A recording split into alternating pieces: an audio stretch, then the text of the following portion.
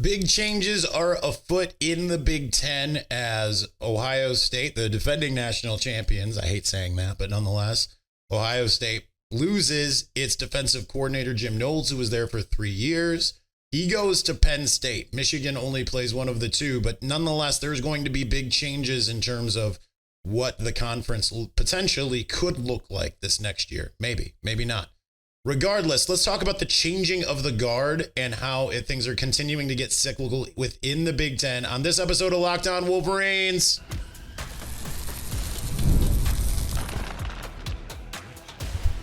You are Locked On Wolverines, your daily podcast on the Michigan Wolverines, part of the Locked On Podcast Network, your team every day. Happy Monday. We are back and doing it. Locked On Wolverines podcast, part of the Locked On Podcast Network, where it's your team every day. I'm your man on the ground, Isaiah Hole, publisher of Wolverines Wire through USA Today Sports Media Group, starting to get a little bit of my voice back, still with problems with the ribs, but we are going to press on because we can and we should. Nonetheless, Jim Knowles, in case you're living under a rock, Ohio State's defensive coordinator of the last 3 years, has defected to become to usurp Wink Martindale to become the highest paid defensive coordinator in all of college football, stolen away by James Franklin, because why mess with the best when you can be with the rest? That is the best way that I can look at it. Obviously, this could affect Michigan in some ways. Only one of those two schools is on the schedule. With obviously Ohio State coming to Michigan at the end of the season this year. They will do so with a new defensive coordinator in tow. There are rumors that Chip Kelly, the offensive coordinator, is getting some NFL interest for offensive coordinator roles there. It'll be interesting to see if Ohio State loses both coordinators. I would say that for Michigan, the best case is chaos, right? Because you would have liked to have a little bit more chaos. That's kind of why I was always like, people say like, oh, I want to keep Ryan Day forever. I say you want as much chaos as possible because Ohio State is on like an 80-year run of like greatness without a lot of national championships in that tenure compared to the talent it's had for the most part. But I mean, it's the only team in all of college football that hasn't had like a substantial down period. I don't think that this is going to necessitate that either, but losing Jim Knowles, you wonder if they try to go consistency and hire internally. Tim Walton, there's their safeties coach. I can't remember what his name is. I know those are a couple names bandied about. If you listen to some of the more neurotic Ohio State people, they'll tell you that they're going to look at Mike Vrabel to become, of course, the defensive coordinator after he just accepted the New England Patriots head coaching job. Interesting perspective there. Nonetheless, obviously, if you're Ohio State, you want consistency like Michigan has tried to do. Now, obviously, this last year with all the consistency, there was a lot of inconsistency because they lost a lot of players as well.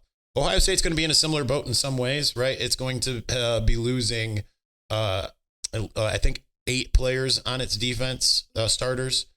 They will be returning. Sonny Styles announced his return.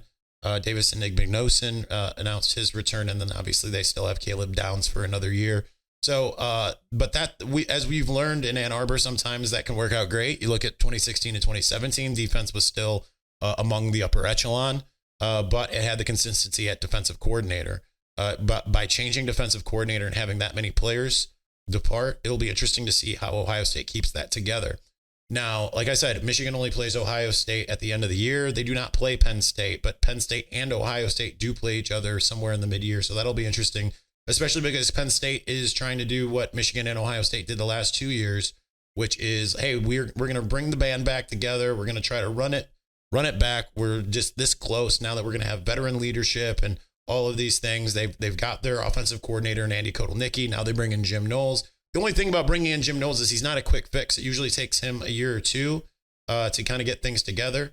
Obviously, if you're a Michigan fan, you harken back to things were working pretty good in 2022. They went into that game undefeated. But then when he was called upon by Joel Klatt to have the best series of his life, he promptly, and the very next play, gave up a 75-yard touchdown to Donovan Edwards. And, obviously Michigan ended up departing Columbus 45-23. His legacy ends up being that he's lost to Michigan all 3 times, but he does leave a national champion. That's fine for Ohio State, who's going to do its best to reload and probably try to keep some consistency. I would not be surprised if they take a swing at like a Jeff Hafley, who's now with the Green Bay Packers. Obviously was at Ohio State and in 2019 and departed to become the head coach at Boston College. But anytime you can have any kind of change, it's usually good, for the opponent if you're coming off of a really good season. For Michigan, change is also good because the offense was terrible. So you want to be able to make things better and do whatever you can to kind of improve. So it's going to be interesting because this isn't going to be a situation where like Jim Knowles can be like, okay, I'm going to go back. I'm going to look at what Chip Lindsey's done and we're going to see what we can do against Michigan this year. Maybe I can find that fatal flaw. It's going to be a new guy on either side of the ball. So it's going to be Michigan's offense, which is hopefully going to be somewhat resurgent, obviously with the quarterback, either Mikey Keene or Bryce Underwood, a little bit more of a pass happy scheme, a little bit more maybe explosiveness at the running back position. Michigan's still got a lot to figure out. Offensive line, of course, it needs to figure out, which is where it's kind of interesting when you hear that Rocco Spindler and Pat Coogan from Notre Dame are out there in the ether. At this moment, Spindler he visited Indiana and he's looking to visit Nebraska. Michigan is certainly in the mix for both. But that's where Michigan needs to figure things out. It needs to figure things out offensively so that it can take that next step and become ungovernable when it comes to a defensive coordinator position, put other teams in conflict. But it's going to be interesting just to see, just like with now you've got Penn State swinging for the fences. Ohio State's already Ohio State. Michigan's already shown that it can win a national championship. Michigan's also shown that it can beat the national champion despite being significantly depleted on both sides of the ball, despite being extremely offensively challenged. And it was able to do so on the road. I think that there's certainly a mental block going on there. So that now you're looking at the Big Ten and you're sitting there saying, okay, it's probably you have to put Ohio State up top just by virtue of them being the national champion. Ohio State, the Big Ten champion, Oregon, Michigan, who's a year removed from being a 3-time Big Ten champion, as well as the national championship. And then you look at the schedule and you say, okay, the only one on the schedule that I kind of would be concerned about at this juncture is Nebraska. I wouldn't sleep on Washington either, just because I think Jed Fish can build something in a hurry. But other than that, Big Ten wise, like they don't face any of those teams that I just mentioned. They should be able to, if they can get past the first couple games, just kind of cakewalk to the Big Ten championship, potentially, if everything goes to plan. So let's talk about what going to plan looks like for Michigan in our too early look at 2025. Since I have the schedule actually pulled up and it's not closing, let's get to that here in just a moment. But before we do, and of course, by everything changing window-wise, it made everything small. There we go. This is a message from sponsor Intuit TurboTax. Taxes was waiting and wondering and worrying if you were going to get any money back. And then waiting, wondering, and worrying some more. Now Taxes is matching with the TurboTax expert who can do your taxes as soon as today. An expert who gives your taxes their undivided attention as they work on your return while you get real-time updates on their progress so you can focus on your day. An expert who will find you every deduction possible and file every form, every investment, everything with 100% accuracy. Also, you can get the most money back guaranteed. No waiting, no wondering, no worries. Now this is Taxes. Get an expert now at TurboTax.com. Only available with TurboTax Live Full Service, real-time updates only in the iOS mobile app. See guaranteed details at TurboTax.com/guarantees.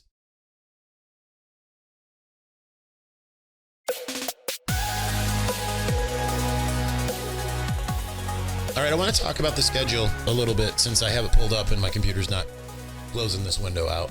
It seems like no matter what site I go to, it likes to close it out right now.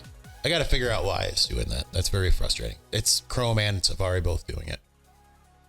All right. So looking at Michigan's schedule, this isn't necessarily, you can't really tell on a year by year basis because the transfer portal changes things dramatically, right? Like this last year, obviously we had the expansion and then you look at like Indiana that comes out of nowhere. Okay. But when you look at the teams that Michigan faces out of the teams that what were considered to be the best Big Ten teams last year, Ohio State, Oregon, Penn State, Indiana. Those were the playoff teams. Last year, Michigan had to face 3 of those 4. When you look at the schedule this year, Michigan has to face 1 of those. Now, a big thing about that, though, is, however, that if I'm to look at trying to gauge who's going to be the next Indiana, it's Nebraska. Michigan plays Nebraska on September 20th. That's week 4. It's in Lincoln. Matt Rule has constantly kind of shot his mouth off when it comes to Michigan, right? Like after giving all the credit in the world after the game in week 5 back in 2023, he's kind of decided to try to upset the apple cart as much as possible and talk about how, how did Michigan understand? How did Michigan know that it was going to be running that offensive play that it was running? How did they know? Right? Like it had to be the sign stealing. How would they know? The most and then people just ran with it. Like it was like, oh, wow. How did they know? Well, probably because Sharon Moore is the one who was in charge of the offensive signs for his own team and signaled in a play. Right? That's probably how they knew. Nonetheless, he's decided he wants to try to make himself something of a villain. And then they've been extremely active in the transfer portal. I bring up the villain part because I think like that's going to be the game that, and I'm not going to try to look up Nebraska's schedule and crash my computer again, but Nebraska is, you figure that they've been as active as they've been in the transfer portal. I mean, like they've just been incredible as far as that's gone. They finally make a bowl game this past year and start to kind of improve. Now, how improved are they compared to Michigan? Here's the good thing about Michigan. If they are able to keep Wink Martindale, which there's reports that if the Giants quarterbacks coach gets the Saints job, he'd take Wink Martindale. However, the Saints rather, if the Saints take the Giants quarterbacks coach, how much do they want the guy that could not oversee that position? I don't know. We'll find out. But if Michigan's able to keep Wink Martindale, then you've got systems in place. And that's the kind of thing like when we talked about Ohio State losing Jim Knowles and all of that. A part of that is systems being in place that are going to change, right? So for Michigan, it's going to be starting a new system offensively, right? It might not be a vast departure in terms of certain things, right? That's still going to have the identity of what Sharon Moore wants it to have the identity of. And thankfully, they are going to have all the spring and summer and fall camp to be able to kind of hone that in. They're going to be able to have a warm up against New Mexico in week 1, Central Michigan in week 3. But nonetheless, there's a measure of talent as well as not scheme necessarily, as just familiarity with scheme. And even though Nebraska will be kind of being able to kind of run some things back in some ways, Michigan will also be able to do so as well.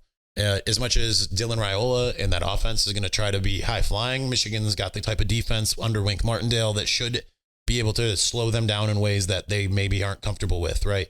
If you were able to hold Ohio State to 10 points in Columbus, I'm not saying you're going to hold Nebraska to that, but if you were able to hold Alabama to 13 points in the ReliaQuest Bowl with your second string versus their starters, that's going to bode well. So, but still, it's year over year. Things aren't static, right? Like they change. And Michigan's going to either get a confidence boost or it's going to feel itself kind of licking its wounds early, depending on what happens when it goes to Oklahoma in week 2. But otherwise, like when you look at problem teams on the schedule, like I've talked for a while about week 2 against Oklahoma, week 4 against Nebraska.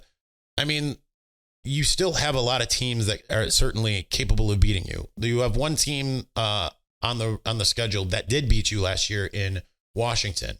That's a home game in the middle of October. That's the only team that beat Michigan all year, on the schedule from last year going into this year, right? But, you look at after Nebraska, you got Wisconsin and USC. USC's on the road. USC feels like it's probably going to take a step back from even what it was last year. But again, you never know. Things can change. They've still done a good job with the transfer portal. I just don't think I like the personnel as much, but maybe year 2, D'Anton Lynn's defense changes things. Washington, Michigan should have one in Seattle last year, but it didn't. And you'll see what they're able to do when they come to Ann Arbor, and if Michigan can kind of figure some things out there. Michigan State, right? Like that's not always. I know the last couple of years make it feel like it's an easy game. It's not always an easy game. Aiden Childs, if he can learn to stop turning the ball over, will be the starter there. Jonathan, whatever his name is. Yeah, I forgot. I really did forget. Smith. There we go. You think that'd be easy? Jonathan Smith. He said, now I understand what the rivalry is. I don't know if he does really. But again, that's an away game. East Lansing, Michigan's had better luck beating Michigan State and East Lansing in the last decade than it has in Ann Arbor, believe it or not. So that still feels pretty good. Purdue's been very active in the transfer portal, but it's a new coach. Barry Odom got UNLV rolling pretty quickly. I'm not sure that he'll necessarily be able to do the same thing with Purdue, but we'll see. Northwestern's going to end up being at Wrigley Field. Michigan wiped the floor with them. Maryland, every year that I've thought Maryland was going to be good, they've disappointed. So now we're just going to consider Maryland bad. And then Ohio State. So, I mean, you look at the schedule. There's some people that will say, rival fans, right? They'll be like 8-4 and all this stuff. Like because Michigan's always going to get worse and never going to get better. I would venture like who are the 4 teams at this juncture right now if you look at the schedule, because right now there's only 3 games that I think pose a big challenge. But we kind of thought the same thing last year too, right? Like we thought, like you looked at it and said, well, they're not going to lose to Illinois, they're not going to lose to Indiana, they're not going to lose to Washington, and then they lost all 3. So but at the same time, because you don't have those big powerhouse teams, you're going to be returning what looks to be an extremely good defense, and the offense should get a lot better. As much as you can sit there and say, well, Michigan was Iowa last year. It's one year of Iowa. This isn't multi-year Iowa as Iowa tends to be, right? This isn't like, yeah, they've been this for 5 or 6 years. It was 1 year. Now you've got 2 guys that could really be good at quarterback. And I'm not even going to count out Davis Warren, who now that he's got a year of experience, maybe he does take a step forward as well. We'll find out. Actually, we probably won't find out, but nonetheless, there's certain things that I feel like need to happen in order to rise the offense. Not everything has been completed, but nonetheless, I think that there's a lot to really like. All right, we're going to talk actually about some of the things that I think Michigan still needs to do offensively in order to take advantage of the schedule that it has. And it's in a way a preview of one of our position that we're going to get to. But we'll get to that here in just a moment. But before we do, Super Bowl 59 is here. 1 game, 2 teams, endless possibilities. Hopefully it's not the Chiefs. Regardless, there's no better way to make every play more exciting than with FanDuel Sportsbook. Whether it's predicting the first touchdown, calling the MVP, or betting on the coin toss, FanDuel makes it easy to get in on the action. With live betting all game long, you can adjust your bets as the game unfolds and feel the thrill from kickoff to the final whistle. The live betting feature lets you stay involved no matter what happens on the field, and the app is super easy to navigate. Plus, knowing that you can place a $5 bet and potentially win $200 in bonus bets for the Super Bowl, that's icing on the cake. Download the app or head to FanDuel.com to get started. Bet just $5, and if you win, you'll score $200 in bonus bets. That's FanDuel.com. Bet with FanDuel, official partner of Super Bowl 59.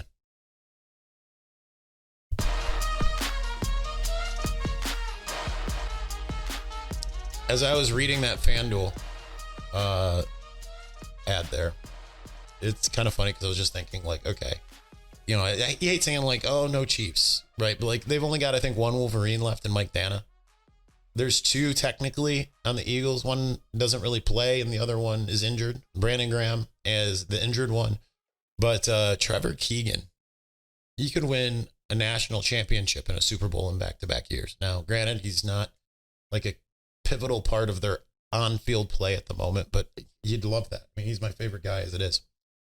So anyway, what does Michigan need to do to really turn its offense up and take advantage of this schedule that it hasn't done already? I think it's probably pretty obvious. So I don't want to act like this is groundbreaking information, but obviously it needs to bolster its offensive line. I think that they can do well with the offensive linemen they have. If you would have asked me going 2020 to 2021, I would have said the same thing, and they were able to roll with what they had. And it was great. I don't like betting on that. That's where you kind of would like to see a Coogan or a Spindler end up in Ann Arbor. Spindler's a guy that I've known for a while. I've interviewed him. We've done that whole thing. But it would be interesting to see what they're able to do there. But obviously, wide receiver is still a big concern of mine.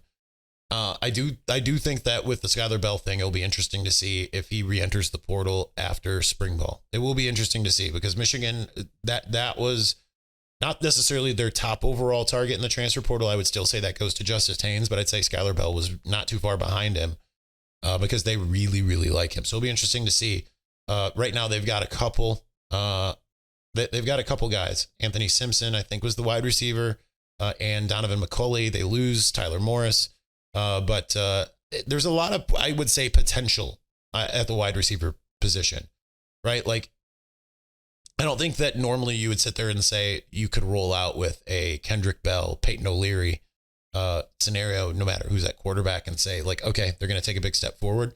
But they very well could, right? You have to keep in mind, Peyton O'Leary's had some injury issues. He stepped up when it was needed against Ohio State. He comes back for another year. It'll be interesting to see if like he's able to turn things up a notch. Kendrick Bell coming off of his first season, playing wide receiver. Second year in college, first year playing wide receiver, right? Remember, he was a quarterback. And there's a lot of other intriguing prospects. Amarian Walker, can he stay healthy? I wonder if part of it is a kind of between the ears thing too for him, for not necessarily kind of getting to that point where he's able to see the field at any position, right? Like he's got the physical talent, he's got the athletic ability, but we haven't seen him yet really take that step forward. And then you've got guys like Samaj Morgan and Frederick Moore, who I think really could take a big step forward. So I don't necessarily think that it's a situation where it's like, okay, they don't have anybody, because you have that. Then we've always talked on this show that usually you see the big jump for receivers go from year one to year two, and you don't really trust in freshmen. I wouldn't be surprised if you see some freshmen thrown to the wolves a little bit. It is a little bit of a different scenario now than it was like 7 years ago, right? You can see a Ryan Williams playing a heck of a lot better, or a Jeremiah Smith playing a lot better than like Donovan Peoples-Jones did in his freshman year. So I think it's possible, just because training's different year round, all that kind of stuff that happens.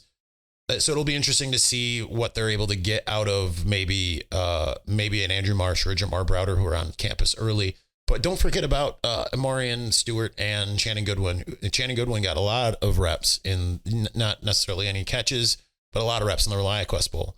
So that there are bodies there. So it's still a lot of work in progress on offense, because that's a lot of it, right? Because it's, okay, they got to fix the quarterback position. Done. Fixed.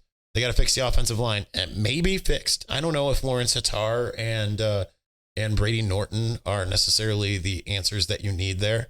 But I think that there's other options that could really help out. Then you also have some of these players that are just kind of coming up through the system. Running game, I feels like they've bolstered that, because obviously new look there. So I think Jordan Marshall, Justice Haynes, and Ben Hall, that looks good. And then tight end, you probably felt okay with Marlon Klein and Hogan Hansen. It's not Colston Loveland, but still, so defensively, I just kind of look at that at current, as long as Wink Martindale's there and they've got the personnel that they've got, that's kind of like, okay, that's all gravy at the moment. It's everything else kind of offensively that's just the big question mark. But those are the two places where I feel like if you're going to take advantage of this, because when you're looking at who they're going to face, remember Oklahoma, we didn't talk about this early in the Jim Knowles. Oklahoma wanted Jim Knowles. A lot of people in Norman thought that they were going to get Jim Knowles, and he ends up going to Penn State. So even though Brent Venables is a defensive mind, there have been some struggles on both sides of the ball for Oklahoma. So you look at the schedule and say, okay, offense needs to figure some things out. Who are your tougher defenses? Maybe Oklahoma, maybe Nebraska, maybe Wisconsin, probably not USC, probably not Washington, probably not Michigan State, probably not Purdue, Northwestern, Maryland, and maybe Ohio State. So if you look at it from that perspective, then you're like, okay, then maybe the schedule feels a little bit more manageable.